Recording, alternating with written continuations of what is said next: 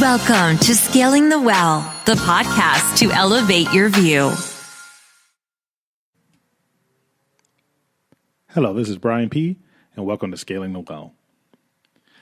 Be sure to follow me on Twitter at Scaling the Well. On Instagram, like all my cool pics of food and Disneyland, and you can see kind of what we do in our downtime at Scaling the Well podcast. And scalingthewell.com. That's where you can get all the episodes and find out different ways to listen. So it was funny because I wasn't planning on doing a podcast episode until after Christmas, but then I realized, you know what?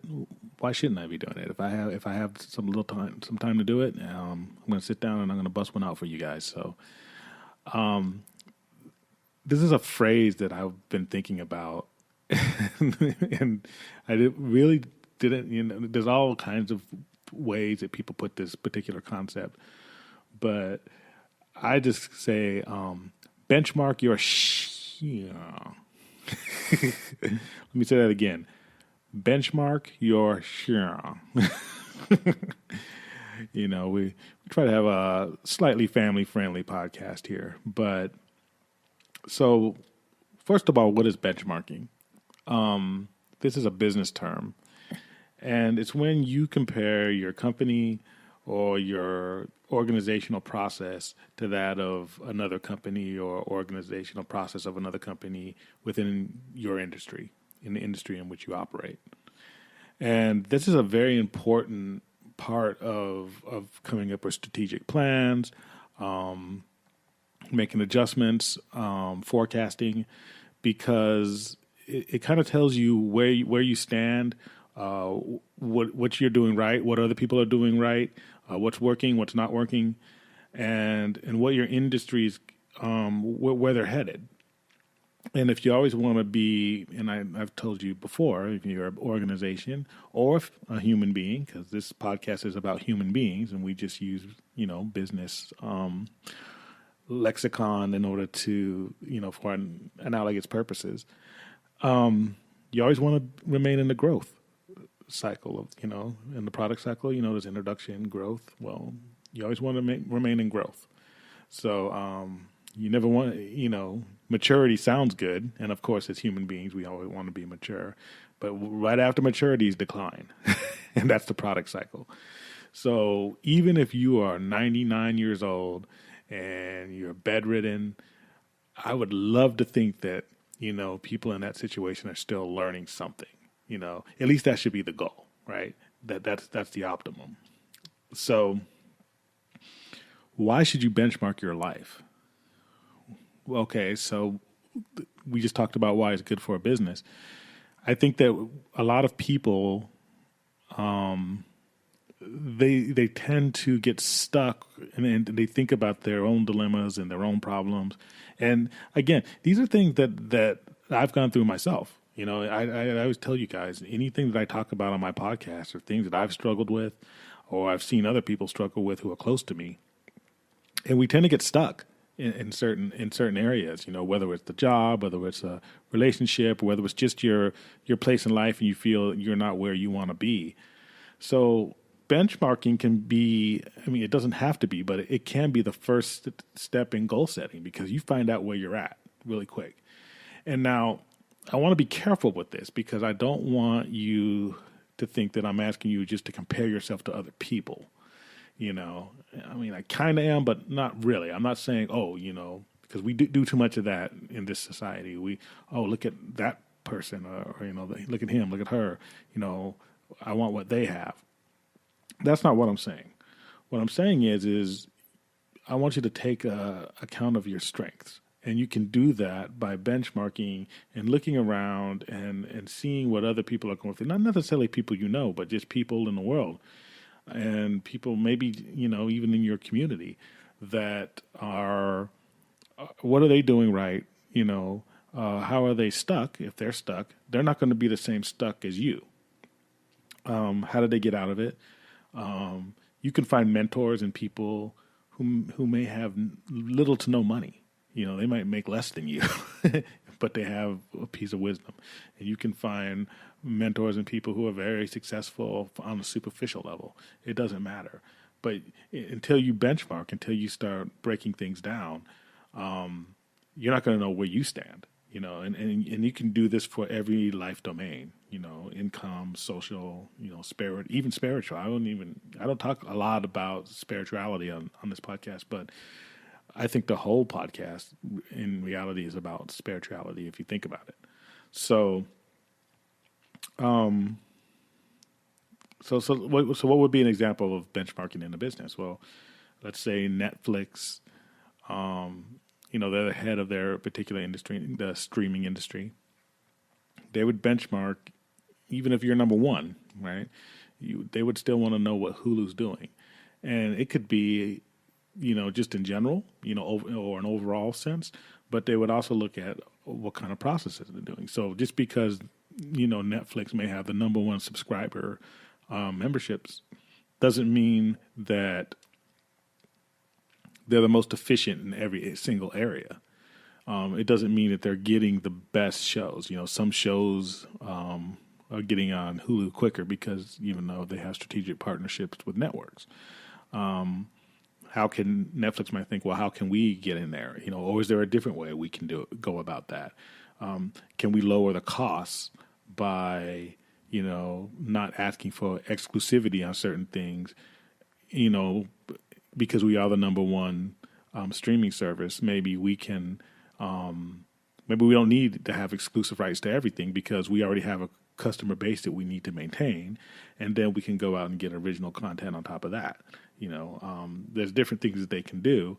And by looking at Hulu, they're going to look at, the Disney streaming service which is coming out. I'm guarantee you, Netflix is already, if they canceled Daredevil and a lot of the Marvel shows on there. I guarantee you, their people are already looking at what Disney's going to do because Disney does a lot of things right and they really think things through. So they're going to be their competition, and that's going to be a huge industry shift, and they got to be prepared for it. So, yeah. But for you as a human being, let's just take money, because that seems to, it's Christmas time. Everyone's stressed for money. And as soon as Christmas is over, it's tax season. So let's just talk about money, right? A lot of people think they're broke. Well, are you broke or are you just living beyond your means? We don't intentionally equate money with happiness, but I think that we stress when we don't have money, and for good reason, right? Because it takes money to buy food. It takes money for shelter. It takes money for the basic things. But how many of us are living so far beyond the basic? And when you benchmark it, and I just looked this up. Pew Research Center, if you look at their 2011 statistics, 15% of the world is poor. And now, if you don't benchmark, you might think you're poor, right? Well, what does Pew Research consider poor? That means living on $2 a day. Now, that's real poor. And the reason I want you to benchmark that is because if you are working at Forever 21 right now, or Target, or any of our retail chains, I'm not saying it's easy, and I'm not saying that we shouldn't advocate for higher wages and better healthcare. That's not what I'm saying. But what I'm saying is that from a psychological standpoint, you are still one of the richest people on earth. If you are on welfare in this country, think about it. Pew Research Center says living on $2 a day is poor. You know what they describe as middle income? Living on $10 to $20 a day. That's considered middle income when you look at the population of the earth. Everybody, all 7 billion of us, not just 300 plus million living in the United States. So if you are making $12,000 a year, which is basically what people on public assistance are bringing in when you count cash aid plus food stamps, that's about $1,000 a month.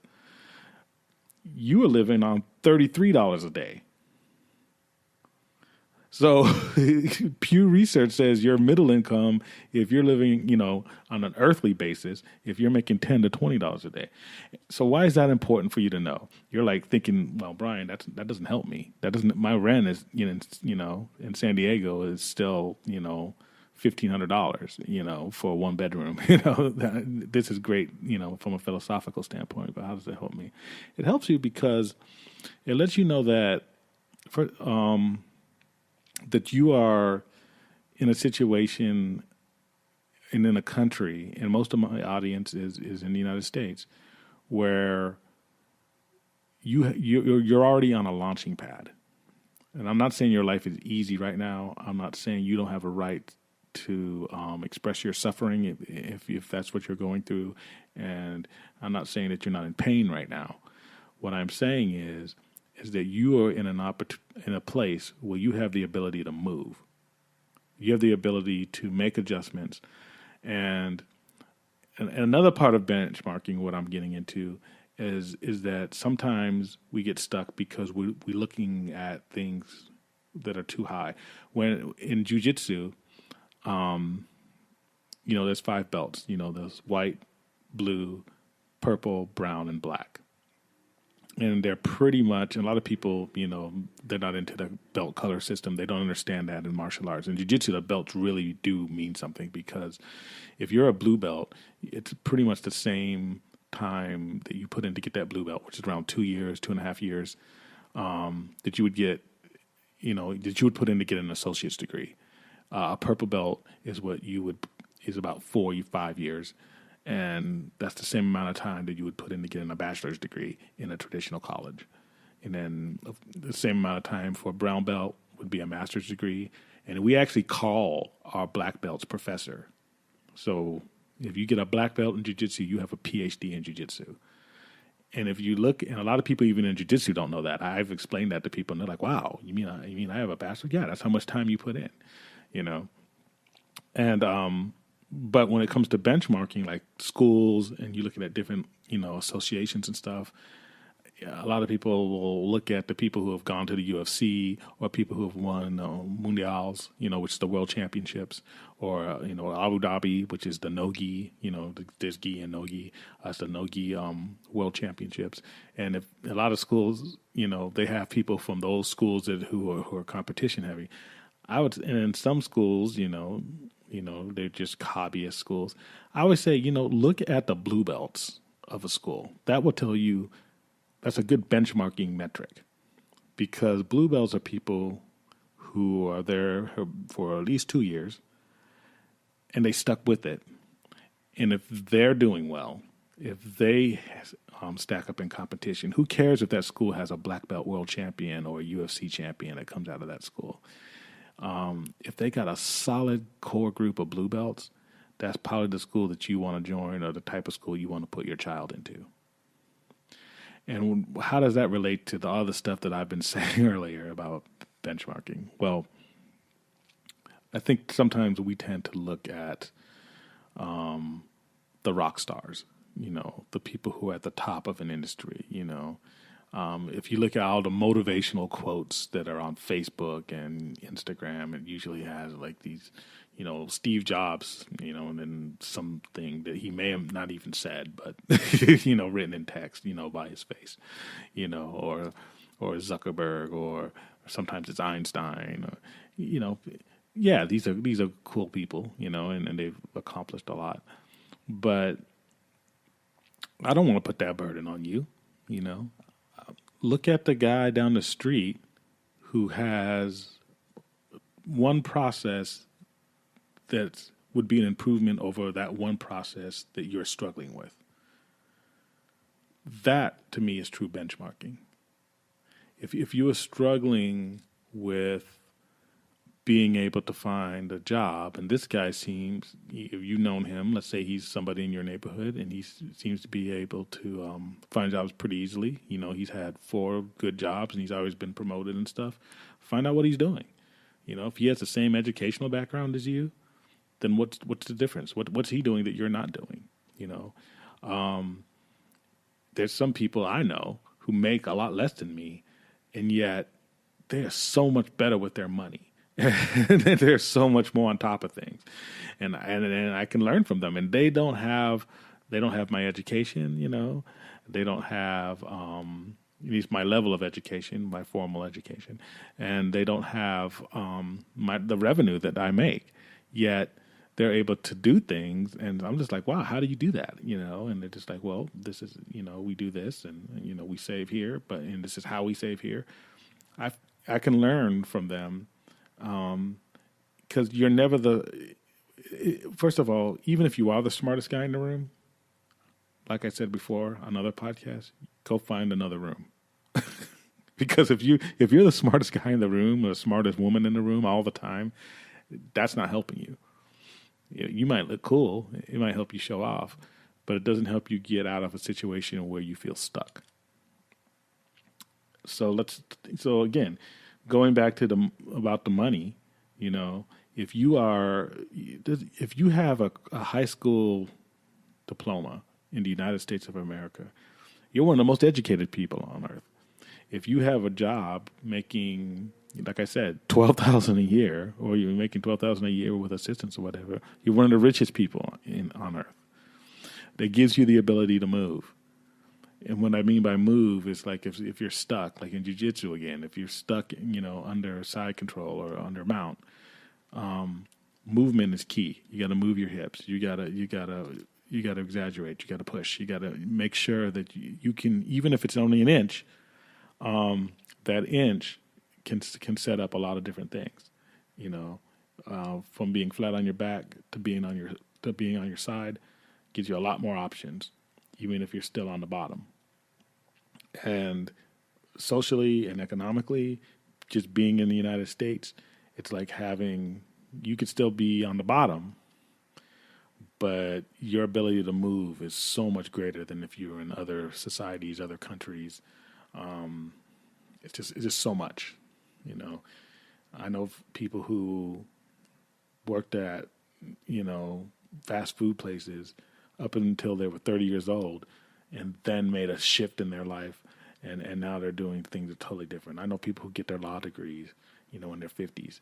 I know people who have started traveling the world and have figured out a way to do it financially, and they don't have degrees, and they don't even have jobs. They do it, basically with trade and crafts, things that I'm definitely not good at. and yet, all they do is travel the world. I've talked to people who I've seen at fairs, and they quit their corporate gigs, and they just want to travel the country, and they figured out a way to do it. And this is kind of going back to dealing from a position of lifestyle, but they figured we want to travel the country. We don't want to be stuck to a desk. And they figured out how to sell things. They buy things cheap, like from China or from certain parts of Europe, and they bring them to these fairs.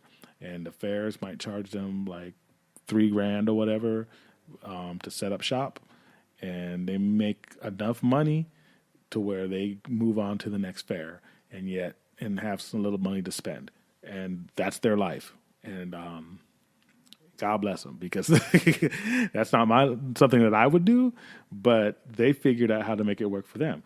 Another part of benchmarking is not copying what somebody else, enjoys. So again, I wouldn't enjoy that kind of lifestyle, but they love it. They love it. If somebody else is doing something that they enjoy, and it's not something that you enjoy, that doesn't mean that the concept of the process is wrong. That process could still work for you, just with another occupation or just with another product or whatever.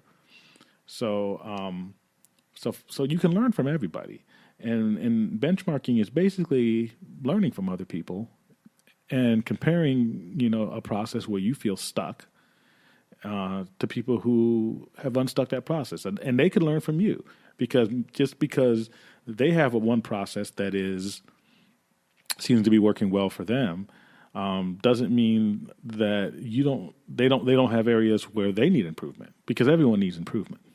Continuous improvement, again, is always the goal.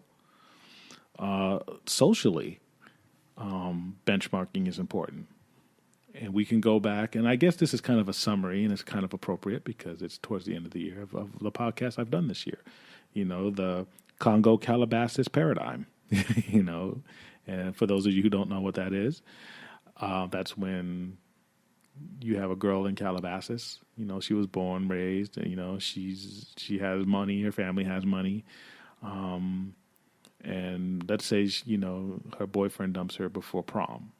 And that's the biggest stress trauma that she's ever felt. And then you have a girl in in the Congo, whose village is about to be attacked by a warlord. She and her family could be killed or raped, then killed, and that's the trauma in her life. And if you could instantly snap and take both of those girls to a hospital at those particular points in their lives, they would have the exact same stress hormones. Their CAT scans, their brain activity would be the same, as far as stress. Both of them would be stressed out. And we would look at the girl from Calabasas and then be angry with her. It's like, why are you so stressed out? Well, if that's the worst trauma she ever had, why wouldn't she be? In comparison, it looks silly if you just look at it as an outsider. But that's how people deal. They react to what they have experienced. You might say you're hungry right now. Are you as hungry as somebody who's living in a village in South America and who eats maybe once a week? No, you're not that hungry. But to you, you're hungry. Benchmarking helps put things in perspective. And it helps because it's an exercise, and we always talk about this, it's an exercise in empathy. Because once you start benchmarking, you're like, oh, okay, maybe my job isn't that bad. I've dealt with this at work. I've dealt with this, as far as family matters are concerned. When I get angry or frustrated because somebody's not making what I consider to be the correct decisions, I have to go back and think, well, where did that person come from? If that person comes from a different environment than myself, they're going to make different decisions than myself. And why am I getting angry when I know that I don't always make the correct decision? Somebody could look at me when I make a decision and say, well, why did you make that decision? That was ridiculous. Why did you do that? And, so hopefully people have empathy for me when I mess up or when I slip and when I fall.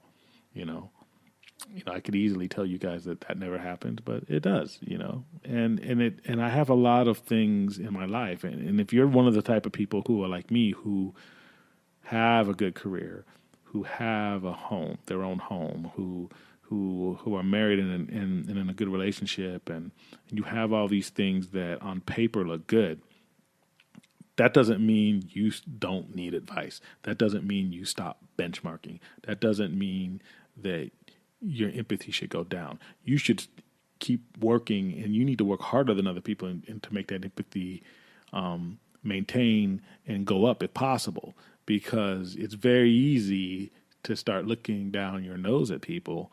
And it's not only not good for them, but it hurts you in the long run, because that's when you stop learning.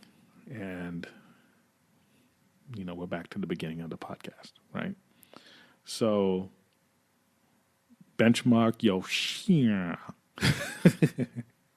This has been Brian P. This is Scaling the Well. And you guys have a happy holidays. I'm out.